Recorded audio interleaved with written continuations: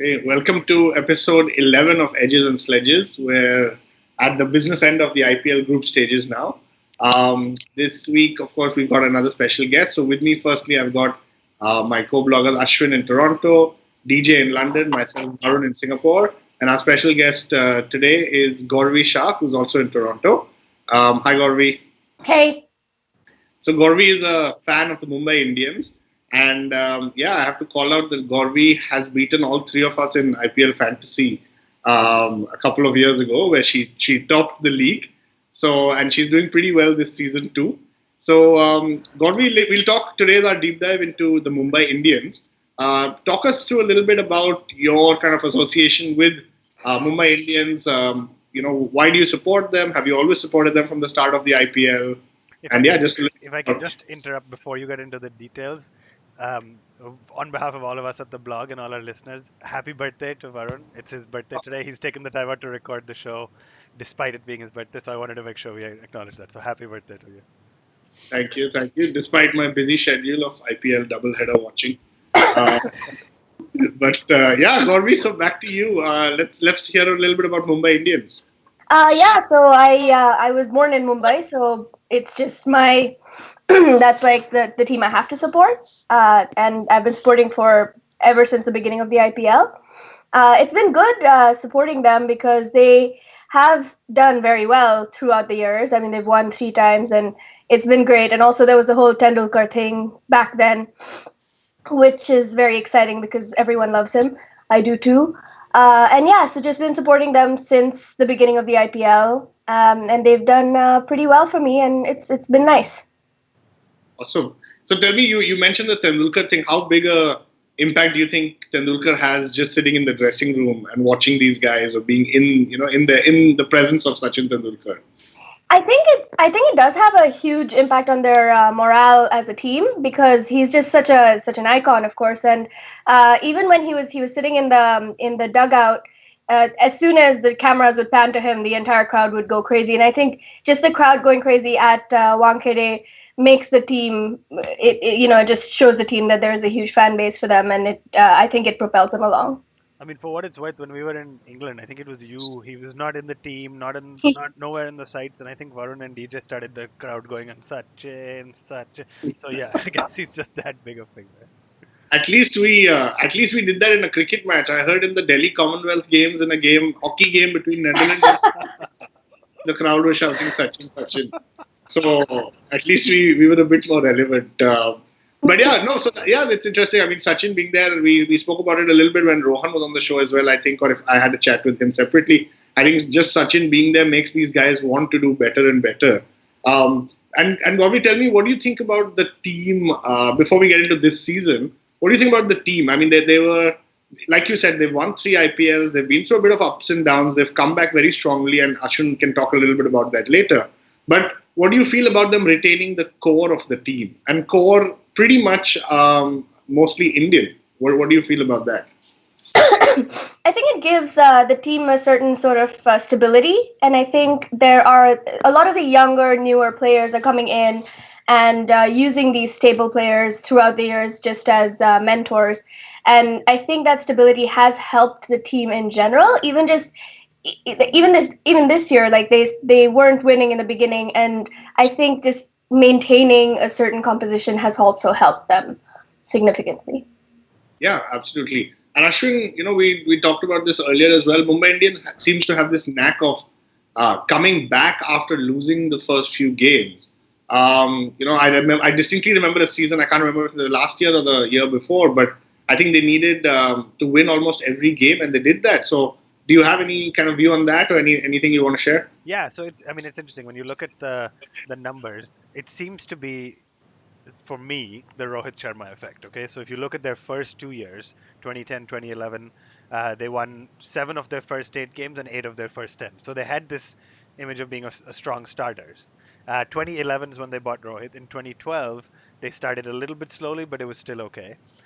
In 2013, they had a pretty weak start. That's when one of the games they got 92 all out, and that's when Ricky Ponting stepped aside as captain, and that's when mid-season. So not unlike what we've seen happen with Delhi this year with Gambhir, mid-season 2013 is when Rohit Sharma took over.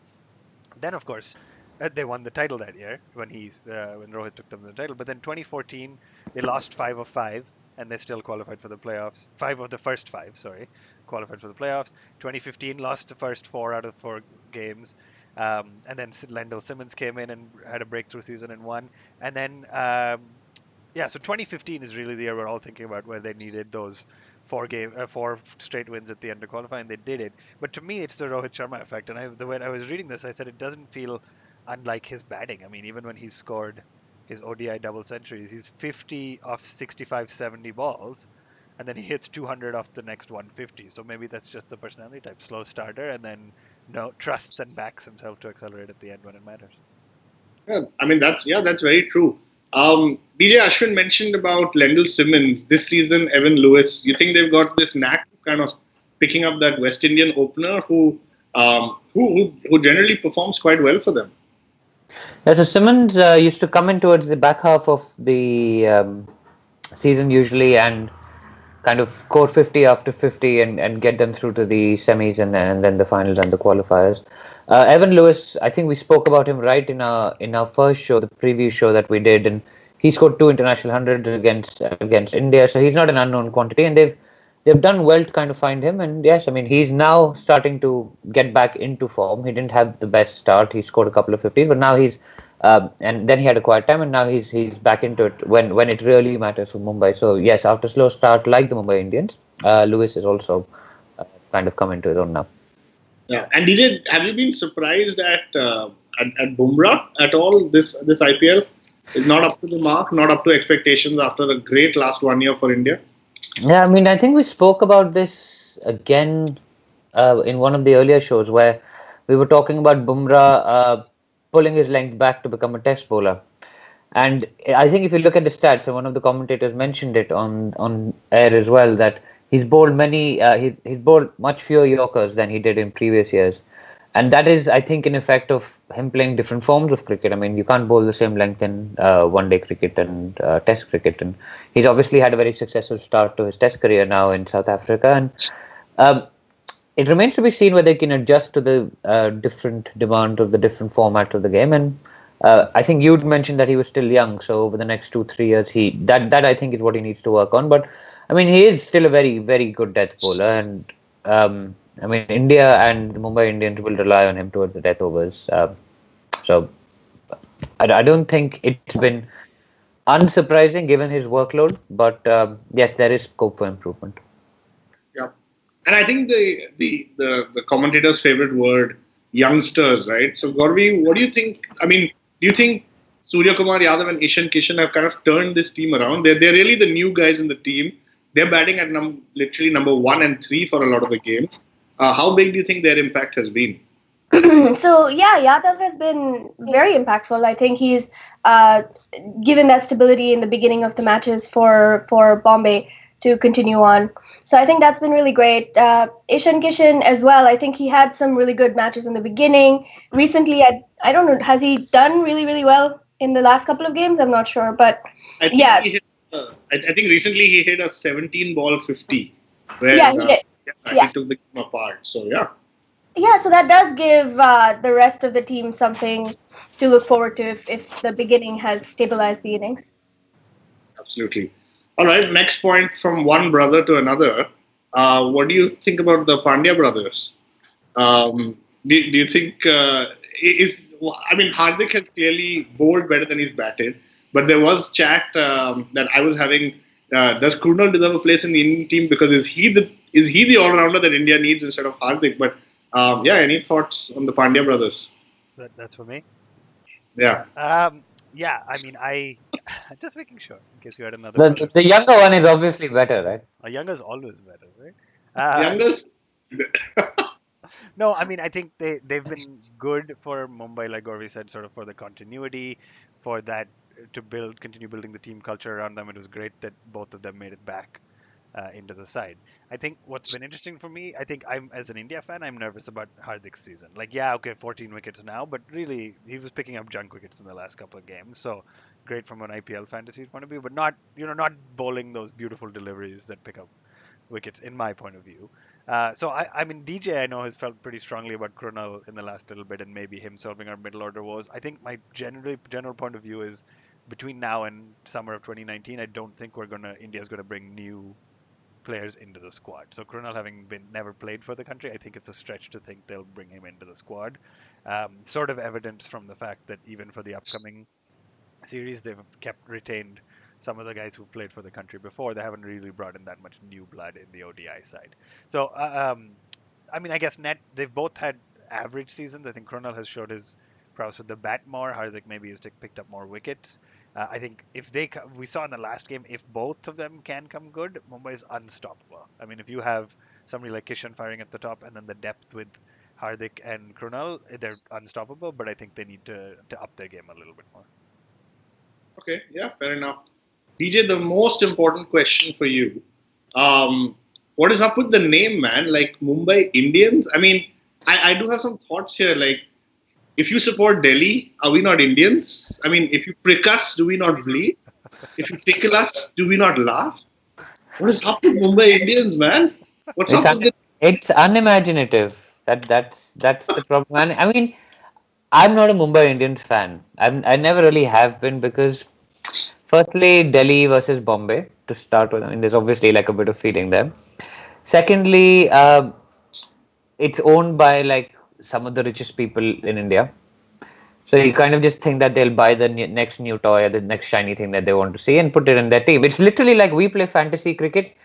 They actually play that in real life with real players. So it's like, okay, I like the look of Rohit Sharma. Let me get him into our team. Anyway, so they're a bit like the Manchester United kind of, maybe not Manchester United. That's probably the wrong. They're kind of like the Chelsea of. They're also blue. They're kind of like the Chelsea of the IPL. And so I've never really liked them. And their name is simply, I mean, it's just unimaginative. And I mean, they could have come up with something quite a lot better. I don't know, the Mumbai Marauders or something. Mumbai Indians just. Sorry, but I have to say that using this double M's is a bit unimaginative. What about the double G's like the Gurgaon Guardians? Gurgaon Guardians would be great, but the Mumbai Mavericks, that would be a good name. Anyway, okay, so I think yeah.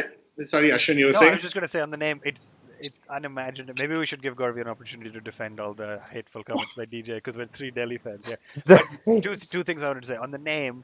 They've sort of copied. It's not unusual. Like in the National Hockey League in North America, the Montreal team is called the Montreal Canadiens, and then in baseball, the New York team is the New York Yankees, which is a little bit removed, but also so it's not. I think they've just sort of copied that. I think the second thing that's interesting is, if you look at the stats, clearly there's only two teams with alliteration in their name, which is Delhi and Rajasthan. And after the first year, it hasn't really worked. So maybe that's a little bit of a step that teams are taking, is don't name your team with the same couple of letters because it just hasn't worked. I think you need a 3-letter name, like CSK or SRH. So Kings 11 Punjab. But is KXIP 4 or is it 3? Well, Kings 11, yeah, KXIP would be 4, but I think Delhi needs to come up with a better name, guys. I think that's the issue. Numerology-wise, it's probably not that great. You could call it the triple Ds because Daredevils could be 2 words, right? There you go. That's true. You could just add one space. Daredevil. Okay, let Gauravi answer about the name. I have no defense. It's a pretty unimaginative name, as you said. Yeah. Like I love the team. The team is great, but the name is not really that great. But yeah, as Ashwin said, it's a done thing. I think just the proudest team of the country would use the country's name within the team. So.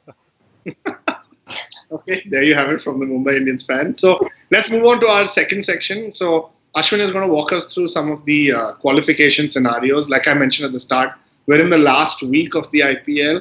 I think there's probably 9 games to go after today.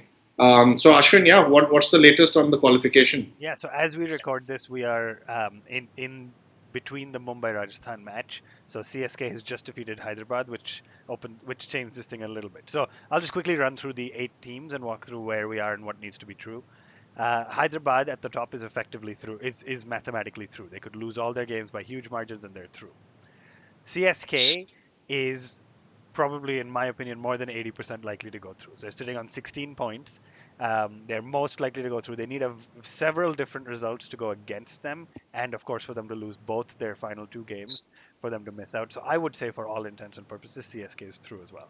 They also have a very healthy net run rate. This is where we get to the middle of the table. It gets interesting. Punjab has 3 games left, so they've played 11 so far. They need 2 wins to guarantee their spot. They could mathematically make it through with just one win.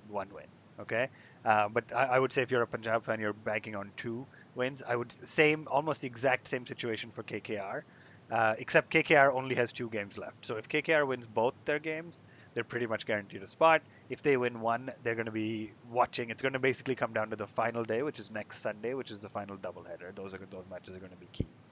Down to the next 2 teams, fifth and sixth, Mumbai and Rajasthan.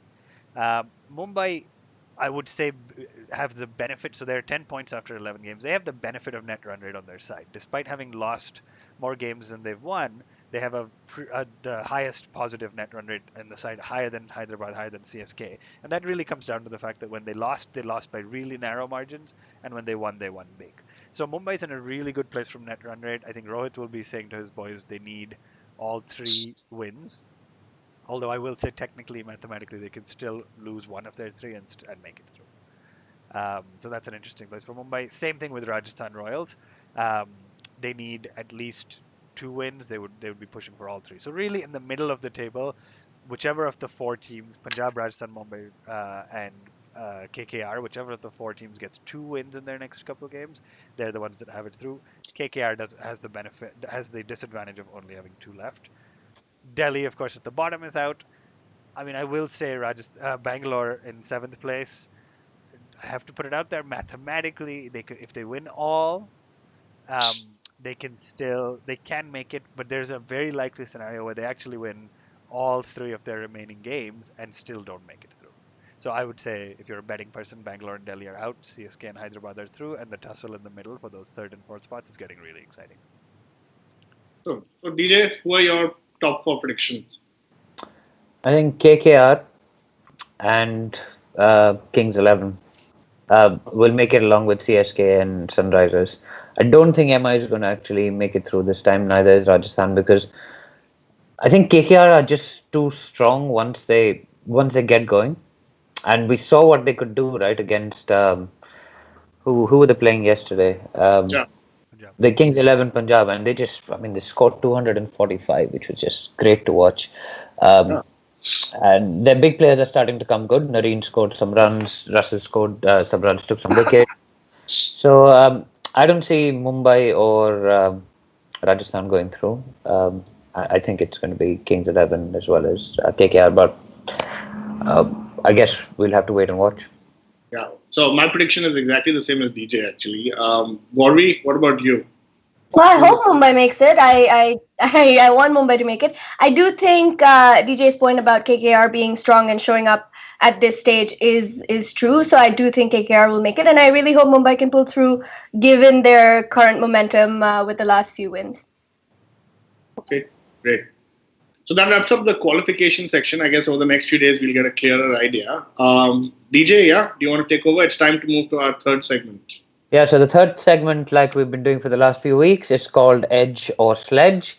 Like every week, we'll ask a question to each of the panelists, and they will answer with Edge, which is a negative answer, or Sledge, which in our show is a positive answer, and or touch and go if it's kind of unanswerable or they can't really say. So, I think the first question we had on our list was.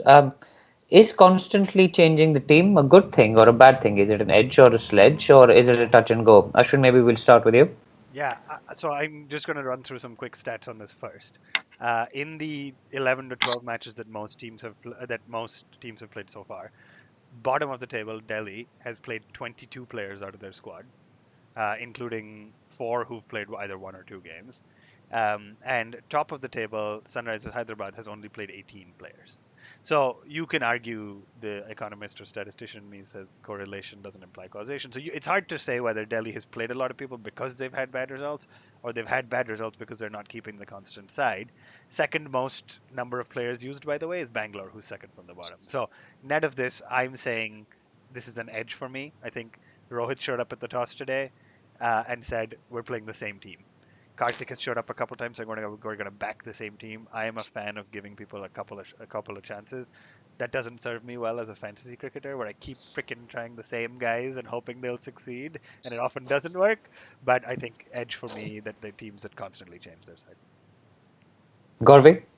Yeah, same for me. It's an edge because, as Ashwin touched upon, there were a few captains who came in and said, "Hey, we're going to back the same side. We're going to support the people who haven't really had a chance to shine." And I do think it does boost the morale of an individual to be chosen again. When just making one mistake or having one bad inning doesn't necessarily mean you have to be thrown away from the side. So that's an edge for me. Varun, Yeah. what are your thoughts on this?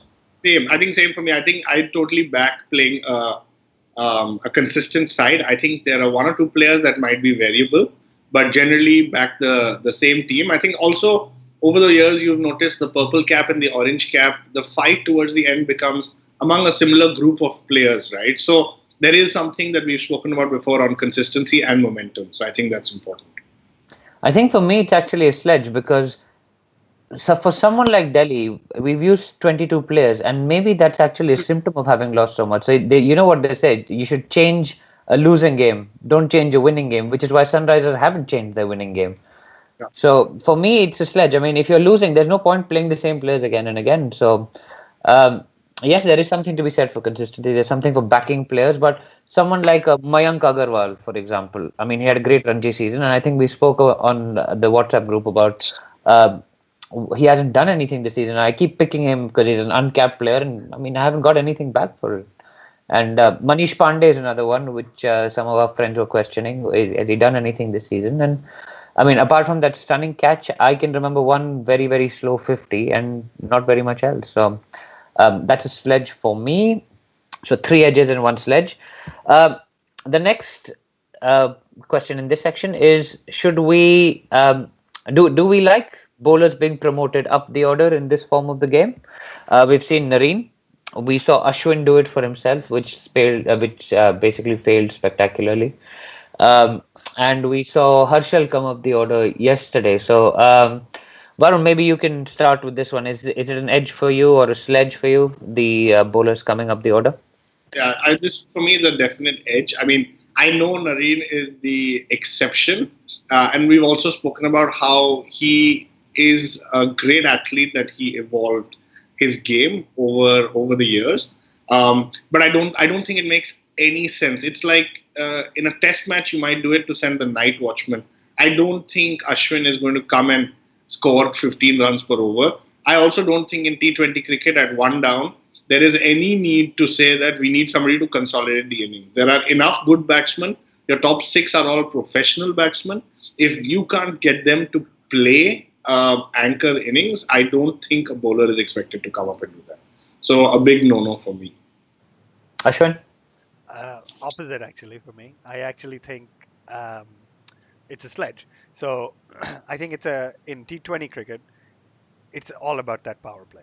And so I think in those first 6 overs, if you have somebody who you don't really care if they lose their wicket, if you lose their wicket, because it's not going to be the end of the world. It's not like an Ashwin coming up the order. But if they can even get 25, 30 runs off 8 to 10 balls, it gives you that momentum going in. So I think it was a shot in the dark with Narayan a few years ago, and it worked. I think if you have a side where you can afford to send somebody a bowler up with nothing really to lose and just really go after it, I think it's great. And I'm just trying to pull up really quickly because you specifically called out Ashwin, but Ashwin came in late yesterday. He had 45 off 22 in the chase against KKR. Hey, that knock may have given them the net run rate advantage they need, because although KKR made 245, he got Punjab to 214 in the chase.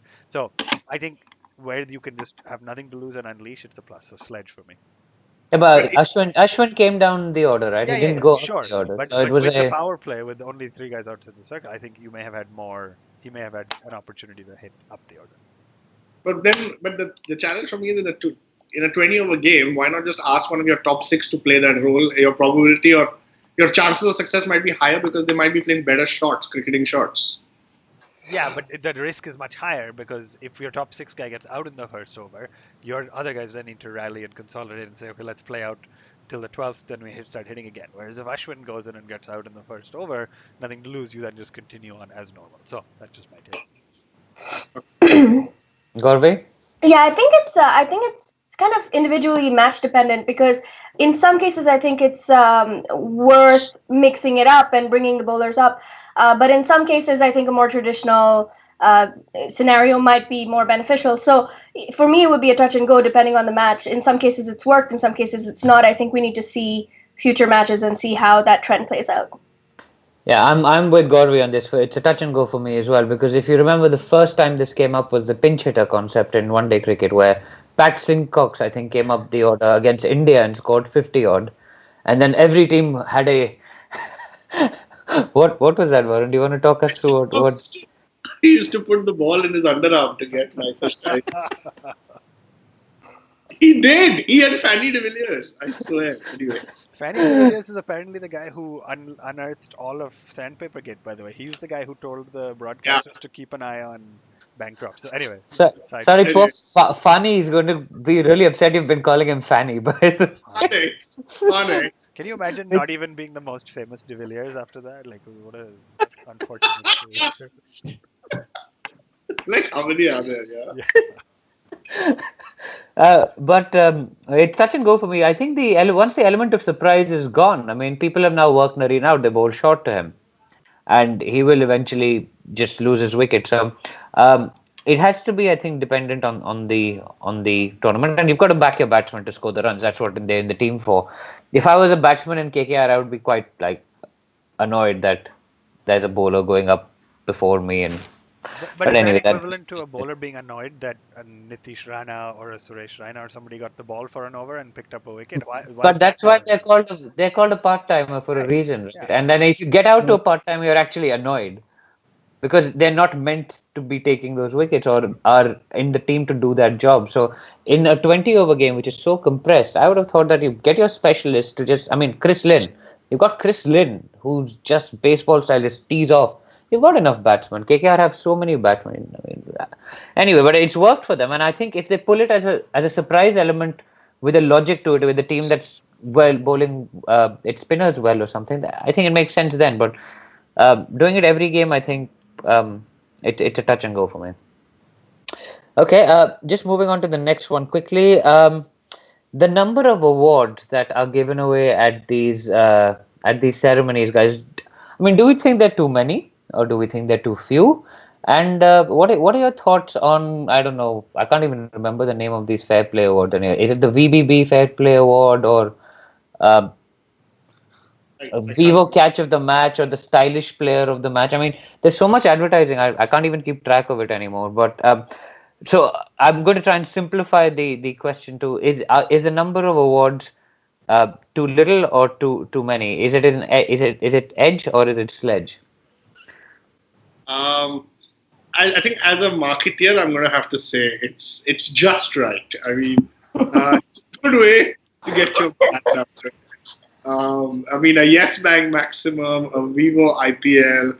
Yeah, okay, fine. I tried. It's too many damn awards. You can't remember the names. Yeah, it's just too many. And you mentioned the Fair Play Award as well. Yeah, I think first time in the history of IPL, you have a team that's at the bottom of the points table and the bottom of the Fair Play Awards table. Yeah, and it's not surprising that team is being led by Ricky Ponting. So, yeah. Ouch. Ouch. Gauravi, your thoughts on the number of awards? Can you name an award for us while we're at it? No. Well, the Fair Play Award for me was kind of like a miscongeniality. Like you give it to who is losing. But as Varun said, like this is the first time this has happened, so I don't know about that anymore. No, I think there are too many awards. It's an edge, but at the same time, I do see the point. This is a very commercial tournament, and you need to advertise, and so I see the point, but I don't agree with it. Ashwin? Yeah, also edge. My personal beef is with the Tata Nexon Super Striker Award because you basically are giving. See, I can name them, but you're basically giving it to the guy who hit sixes. And how many Tata Nexons does Andre Russell need? I bet he's driving a fancier car. I remember specifically in the Do they mid get a 90s. car for Yeah, I think they get a car for every Yeah. match. So What? yeah, maybe I'm wrong, but I No, specifically have you're this. definitely wrong. I They're have this. selling cars. I have this memory in the mid 90s in the same month when I think it was announced that Sachin bought his Ferrari and was driving it on Marine Drive. He won Man of the Series in the Suzuki Award or something, and they gave him this shitty little Suzuki. And I just distinctly remember what does Sachin do with all the cars? And all at the time, Hero Honda was a big sponsor. What do they do with all these bikes? So I just have issue with them constantly winning vehicles when they all drive nicer cars. But I just want to say one thing is that if they didn't have these many awards, really, what is Himanshu from Khichdi going to do? Like, he has to give an award. Okay, is this the guy who does the thing? Yes. Oh my, that's with the Muchi. Is that Yes, guy? this guy, right? Himanshu, Yeah. And Danny Morrison loses and he's like, look at these guys go every time. And so what does this guy do? What is his yeah. So You gotta move the head a lot more than that. yeah, but what is that? What is that? I don't know. I have no idea. Apparently, Gauravi, government you was know what it is. No, I but think you have to watch Khichdi to know. the What is commentator. Khichdi? It's a Khichdi. show. Yeah, it's a comedy show, I believe. But the commentators have to stagger schedules because you can't fly to every match to be at every. This guy somehow manages to be at the morning game in Pune and the evening game in Bangalore. I don't know how he does. Dude, imagine if there's twins and the two of them are doing this to us. Maybe there's multiple. Maybe there's 8 or 10. That's like Maybe each of them has a Tata Nexon.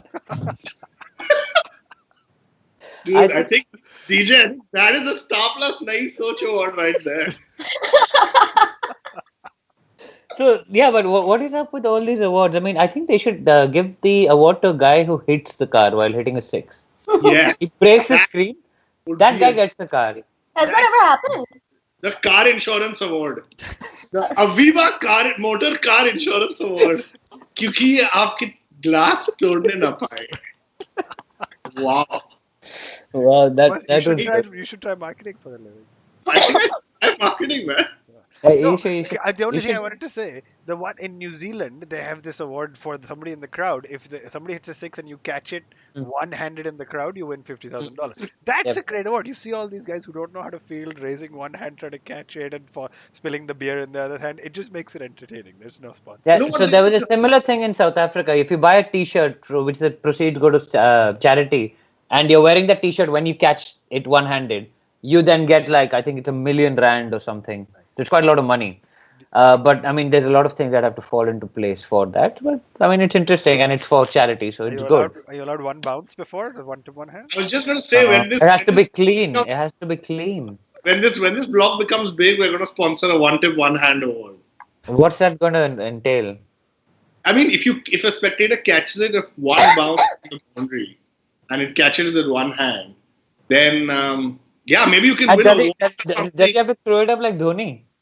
Yeah, maybe you win a watch or something for that hand. Like that'll be pretty cool. Yeah, that's going to be the limit of our sponsorship. A watch for that hand, not for the other one. The Just catch for the one tip one hand award. Yeah. Anyway. Anyway, moving on, guys. I think we've all come to the conclusion that's a bit of an edge. So the next one is the introduction of the first ever Nepalese player to the IPL, Sandeep Lamichhane, who we've been calling Lachimane for some reason, but we've been reliably informed that it's Lamichhane.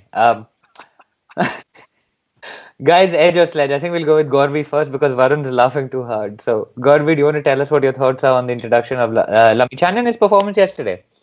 I think it's kind of interesting to bring the Nepali TV audience into the mix because as soon as you bring one guy, like you have an entire country's ratings go up. So I think that's really interesting from a marketing perspective. But we have two marketers online, so let's talk to them. Guys, can I just say Archer's just taken 2 wickets, 87. Including Rohit. No for duck. No, Rohit got out. 0 of 1 ball. Sorry, guys. I apologize. I was just checking the score. So So Lami Chane, bringing the Nepali audience in. Ashwin, Yeah, thoughts? I mean, I think edge from a cricketing perspective, if they wanted to bring in this great leggy, I think Rohan said it on a show earlier. You got to bring him early in the season, try him out, see what works. If he does stick, I mean, that's what happened with Rashid Khan 2 years ago. So big edge from a cricketing standpoint, huge sledge from a marketing standpoint. Delhi has nothing to lose anymore. They brought Junior Dalla. They brought who got stonked all around the park. So do whatever you can to get value for money for people you paid to sit on the bench and bring in new audiences. All for it. Varun? Yeah, I think firstly, Junior Dalla has this weird double skip in his jump. I don't know if you have seen his action. It's very funny. So for all the listeners, please go Google Junior Dalla bowling action. But Can you show us quickly? Can you just get up and imitate it? not right now, man. I think it's a bit inappropriate. But what were we talking about? Junior Dalla's bowling action and Lami Chane. Let's focus on Lami Chane, man. I mean, Chane, I think it's a big sledge. Only very quickly, the only reason is because I don't think anyone thought he's going to play at all. And the fact that he has played is good. You need to start somewhere. Hopefully, we see more of him.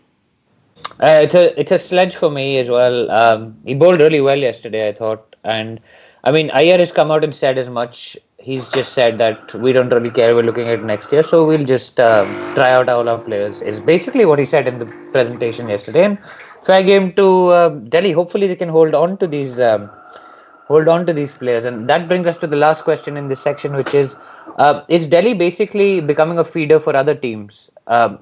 So with the auction and the changing around of teams every year, we've talked about last week, I think, all the players that don't do well at Delhi go elsewhere and become superstars for those teams.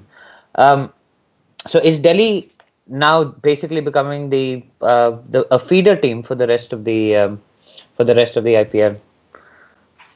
And I mean, is that a good thing or a bad thing, or that is, I guess, the edge of sledge question. Do you obviously need people to get into their stride somewhere, and is Delhi doing a good job with that, or is it a sledge for you guys? I think for me, it's a bit of touch and go. I think I don't think Delhi is feeding these players to the IPL and like they're not succeeding. I think it comes back to DJ what you said. If they're not working for the team, does it make sense to keep keeping them in the squad? We've had Warner, Dilshan, AB, Viru, Gotti, and we've not won anything, right? So it's touch and go. It's touch and go. I think it's touch and go as well. Sorry. Sorry, go on. No. No, I think it's touch and go as well. I think the thing is, I'm not sure if Delhi is a feeder team as much as there must be something with the team dynamic there that's making these players who end up performing really well in other teams not shine while they're in Delhi. So I'm not sure that's something to think about. So that's a bit of a touch and go. Ashwin, I know you're going to feel about this quite strongly. So it's an edge for me, I guess. It's unfortunate, but yeah, I mean, I think Delhi returning Morris this year is an example of not having long-term vision, not having the desire to build a core. Now they did well by retaining Pant and Iyer, but I think the strategy just hasn't been there. It's been sort of what we talked about with the team changes, where I thought it was an edge to be changing your team, your playing 11 every game. Delhi's changing their core squad 15, 20 people every year, so it's an edge for me. It's unfortunate. There's good talent going elsewhere and doing well. Hopefully they can stick to it, keep the core whole. There you have it, guys. That's the edges and sledges section. Back to you, Varun. Okay. So I think we've covered most of the topics today. Just one other point I wanted to bring up. In the news we saw recently two things related to Cricket Australia. So I think firstly, Cricket Australia, BCCI has rejected Cricket Australia's proposal for India to play their first day-night test in Adelaide. And maybe guys, I'll just talk through it. If you disagree, just jump in. But I think it's just, to me, it's a little bit sad. I think it is a little bit of a short-term view from the BCCI. The way I see it is that the Australian team without Smith, Warner is a little bit weaker. Again, this is just my reading. I think BCCI wants to go in for the kill, try to not play something that they have never looked at or seen before. And I think it'll deter them completely. So I understand where BCCI is coming from, but I don't think it's a good thing. I feel day-night cricket, test cricket needs to be saved. I think ICC is making an attempt to try day-night cricket to save it, given all the T20 hype. But yeah, I don't know if you guys have anything quick you want to add. I think the justification given was that commercially it didn't work because of the timings, but I'm not sure that is completely right because obviously the later it is in the day in Australia, the better it is for an Indian TV audience. So I haven't actually understood why they've said that. But yeah, hopefully we'll see India play a day and night test match soon. Yeah. And and then the second piece of news was that they actually cancelled Bangladesh tour of Australia, where I think they were scheduled to play some ODIs and tests. And again, I guess disappointing, right, from a cricket fan perspective. I was reading somewhere, I'm not sure if this is accurate, but I think Bangladesh hasn't travelled to Australia since 2003. So 15 years they haven't gone down. They have tremendously improved as a side. I think from their perspective, they would have really been looking forward to this tour. And this is where I actually understand that it's not commercially viable enough for Cricket Australia, especially given a couple of the big players are not playing, and they say it's off season, it's more of a football season. So I understand it. I just personally think it's disappointing for Bangladesh fans. Yeah, I would just build on that. I think we always talk about how, before I read this online somewhere, but before a test match, when a new player gets his cap, they huddle around. It's this really exciting moment. You get your test cap to play for your country. Ireland and Pakistan is going on as we record this. Imagine if it's exciting for one or two new guys to get their caps. All 11 got their test caps for Ireland, right? They got to be the first ever test players for Ireland. So it is exciting. It is the responsibility of bigger teams to bring newer nations into the fold. So I'm just with you. I think it's disappointing. It's been a bit of a disaster, that first test match for Ireland. I mean, their first innings as a test nation has been 107. I think they're for 9 now. So and that's going to happen. I think there's going to be growing pains. India had a rough patch in the 60s and 70s. Sri Lanka had a really tough time when they became a test playing nation. It's going to happen, but as it does, it'll evolve and you'll have better performances over time. Agreed. All right, so that's the end of our show. So thanks, Gauravi, for coming on the show.